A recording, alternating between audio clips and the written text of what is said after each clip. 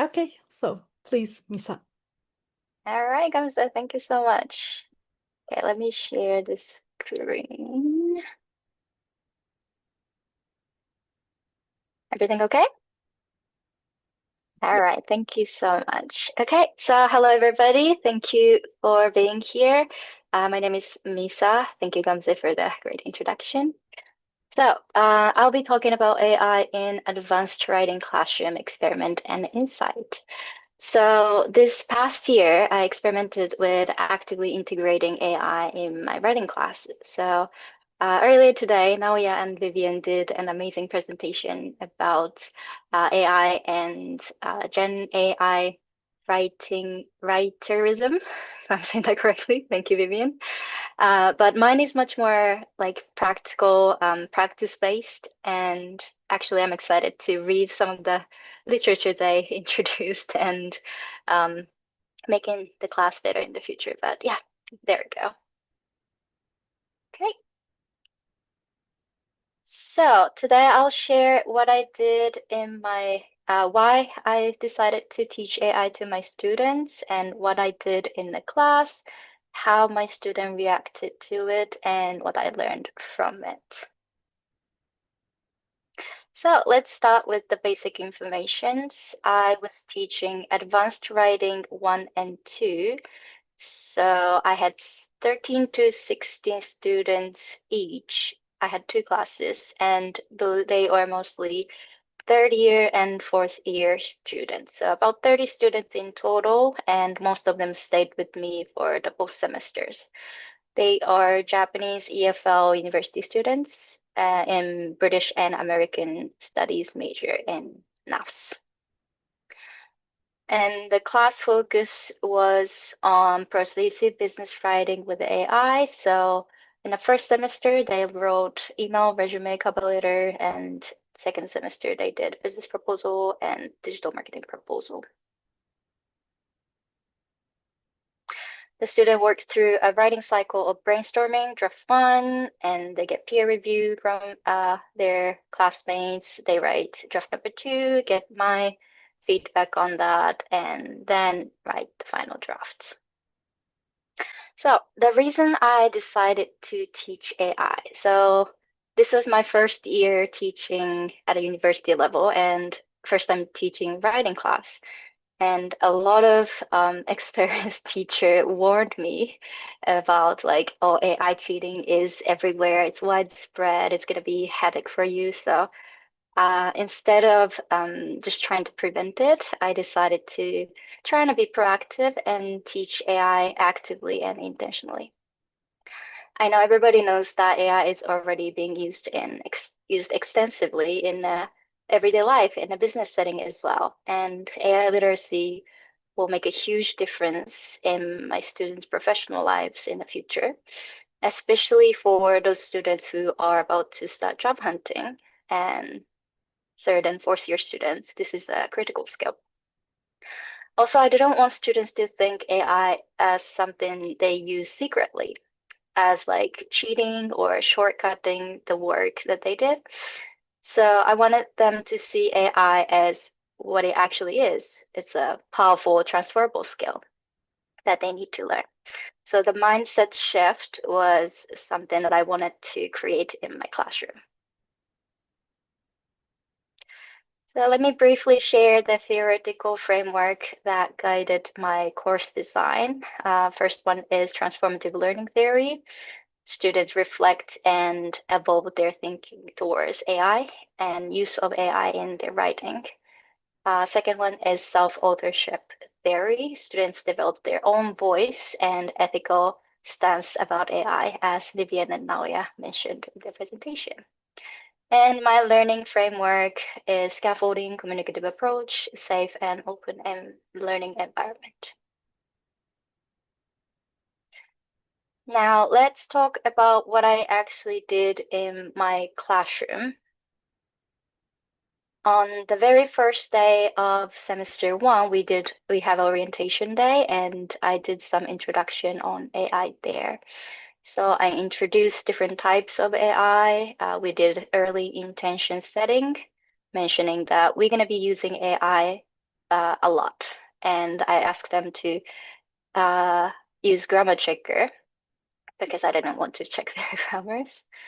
And we touched on AI ethics as well. And we tried something called AI tracker. I asked them to keep the log of the use of AI when they're writing. So this is the quick look of the example, but it's very simple. Just write down the prompt, what they used in each stage. Very simple. After the orientation, actually in the class, we I'll talk about only the part we where we used AI actively. So for each draft, we go through those four stages: brainstorming, writing, reviewing, and editing, and they just repeated throughout the unit. And we used AI for everything pretty much. So let me explain what we actually did. So in the brainstorming class, we follow these sequence, individual brainstorming with no technology, no AI, no internet, nothing. And after that, I asked them to use AI, and then they gather up, did the group discussion of the ideas, and also group discussion on how they use AI and what do they think about the ideas that AI gave to them. Those are the slides that I actually used in my class to my students. So they do, 10 minutes individual brainstorming, 10 minutes AI assisted brainstorming. And on this stage, since this was very, beginning of the class, I gave them actual prompt. So for example, suggest problems or opportunity for McDonald's so that they can write a business proposal. And after that, they gather in a group, maybe like 4 or 5. They talk about the ideas that they come up with and also reflect on their AI use. Students experience AI as a brainstorming partner in this stage, but not the decision maker. So by brainstorming first without AI, they actually commit to their own thinking. They tend to, and they can see AI suggestion as like other possible option. So the message here is that AI generates possibility, not answers, but you decide what's valuable for you. And this is where students first develop students' agency, hopefully, and the awareness that they control which idea to keep. And it was like half and half. Half students decided to go with their original ideas, and half students decided to go with what AI suggested. So after the brainstorming, they write the draft. They first couple minutes they write without using any technology, and then with technology. And after they write, they review what they wrote. So the sequence is they do peer review with their classmate with the very short checklist. And after that, they review the draft themselves using AI. After that, they gather in a group and talk about the AI use again. Here's a slide I used for peer reviews, just a general peer review checklist. And then they used AI for their own draft, just copy and paste. And in this step, I give them some example prompts. So, for example, what are the good points of my digital marketing proposal draft number 1? But they have freedom to ask whatever they want in this stage. Maybe they start with these prompts, and after that, they can keep asking different questions. I gave them about like 30 minutes, I think, in this activity, so they had plenty of time to have a conversation with AI. Then again, group discussion. So at this stage, hopefully students learn to evaluate the AI's feedback critically. So they receive input from their peers and from AI, and they have to ask, oh, which feedback actually strengthen my argument or which doesn't fit my proposal. So this develop metacognitive awareness, students become conscious of their own evaluation process. Now it's time to edit the draft. So before students edit the draft independently, I wanted them to learn about prompt crafting. So we did one activity, and let me share with you what kind of thing we did. So we started this activity with very simple example sentence. The team will do the project next month. Without the context, it might be, it's like, what are you talking about? But intention was, let's make this sentence better. So first, I asked the class, okay, how can we make it more persuasive or a better sentence in your proposal? And students point out what's missing from the lecture that we did. So maybe like, oh, we need strong action verbs, or oh, we need to be more specific, blah, blah, blah. Then I will ask them, okay, so now what kind of AI prompt would help you to get that support that you mentioned from AI? And have them think about with their partners. They do discussions. And after that, I show them these prompts, prompt A and prompt B, very different prompts. And then I ask them, okay, can you guess what kind of answer you will get from AI if you ask these two questions? They discuss, and then I share the actual result that I got from AI when I was prepping for the class. Then I ask which response is closer to what we want in this context. And clearly, most of students would say prompt B because A is too much of a high level for them, and it allows them to decide how to revise the sentence in their own words. They get to decide. And they start to notice that prompt B helps them to keep their own voice and control in their writing. However, I wanted them to think about prompt A as well, so I invited them to think about when prompt A might be useful. I didn't just want to say, oh, prompt B is better. And students said something like, oh, it's helpful when we need a quick answer, or when we are completely stuck, didn't know what to do, and wanted to see a good example, or things like that. And through this activity, I think they came to realize that different prompts produce different output, and those output gave them a different degree of control. And after that activity, we moved on to applying it to their own writing. So at this stage, I gave them complete freedom. I asked them to just edit. I didn't ask them to use AI, but most of them chose to do so. I provided a few prompt examples, but I encouraged them to create their own prompts and experiment with it.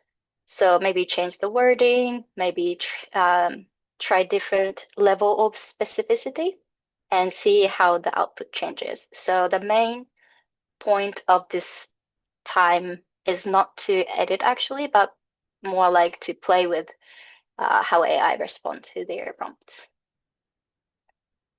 And again, after that, they have to discuss. But this time, since they're already used to using AI a bit more, they had to explain why and why not decided to incorporate those suggestions in a little bit more details. So, as you might have noticed, reflection and discussion were the scaffolding that held everything together across all those 4 stages. So the intention of this were to first build metacognitive awareness. So students slowly moved from using AI without thinking to recognizing pattern in their own use. Secondly, it connected prompt design to agency. So by repeatedly reflecting on how different prompts changed the output, students began to see clearly that their language to AI will control the kind of help they will receive. and how much control they'll keep.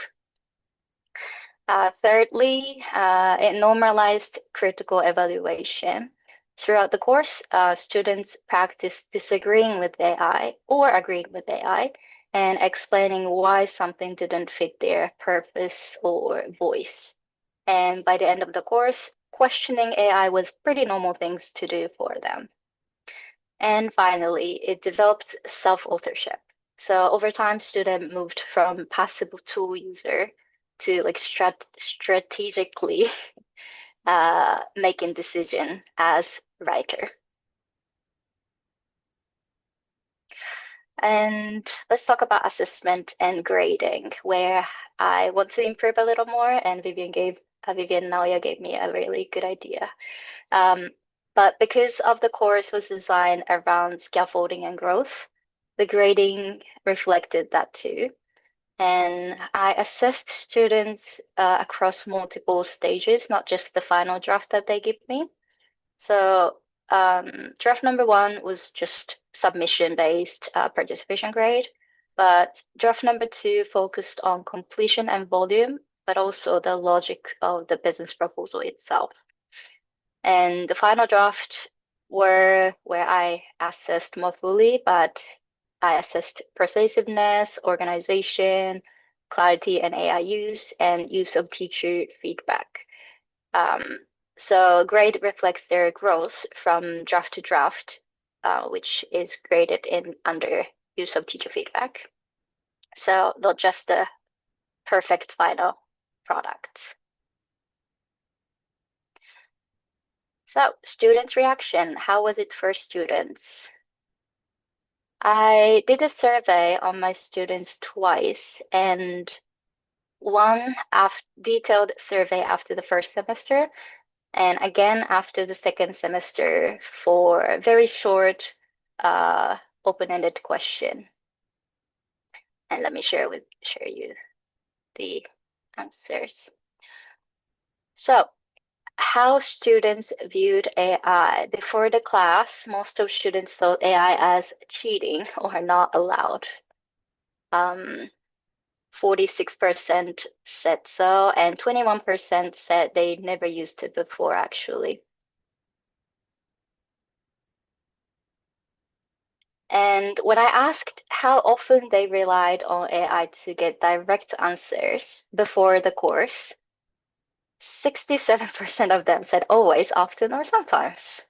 So many students were using AI secretly, but they felt guilty about it and thought, you know, it was wrong. It was kind of interesting how honest they were. So after the course, this was after the first semester, the change was pretty dramatic, I think. About 95% of students reported they feel much more positive or somewhat more positive towards using AI for writing class. Only about 5% of them became slightly more negative. And I think here's the interesting part. That student who answered somewhat more negative said it's because they realized that AI can be wrong or risky. Before that, before the course, they used AI to get answer for everything, but now they use it more carefully. Student commented were like, it helps expand my opinion and expose different way of thinking, and smart utilization of AI is highly effective for creative learning. ChatGPT, is the best partner on the internet. So I was impressed that the shift in the language was pretty significant. So it went from, oh, AI is cheating, but I use them, to AI is tool for learning. And when I asked the confident level, it was pretty significant as well. Most of students, they felt more confident using AI for their writing class. Even with all those growth, some students had concerns for losing their unique voice or over-reliance, difficulty of making good prompts, or in collecting information or hallucination, as mentioned before. So after the second semester, I kind of changed how I teach a little bit and increased the amount of reflection and prompt crafting. And after the second semester, their comments were incredible. One of the students say, I managed to complete this assignment with minimal reliance on AI or translation skill. I realized AI can be an ally in refining on my ideas.